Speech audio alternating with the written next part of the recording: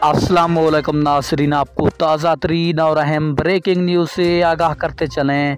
तालिबान पर अमेरिका का बहुत ही बड़ा फ़िज़ाई हमला और इसी के साथ तालिबान ने बहुत ही बड़ा ऐलान कर दिया है।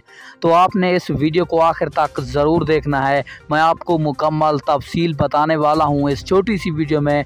अगर आपने अभी तक इस वीडियो को लाइक नहीं किया तो जल्दी से वीडियो को लाइक करके चैनल को सब्सक्राइब ज़रूर कर दें, ताकि आपको तमाम तर वीडियोज़ का नोटिफिकेशन सबसे पहले और बआसानी मिलता रहे।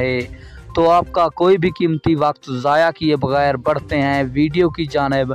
आपको बताते चलें बहुत ही बड़ी और अहम ब्रेकिंग न्यूज़, जो कि अमेरिका ने तालिबान पर हमला कर दिया है। अमेरिका ने ये हमला अफ़गान हुकूमत के कहने पर किया है। आपको बताते चलें फ़िलहाल इस पे कोई नुकसान नहीं हुआ है और ना ही कोई नुकसान ज़ाहिर किया गया है। ये फ़िज़ाई हमला किया है अमेरिका ने तालिबान पर अफ़गान हुकूमत के कहने पर।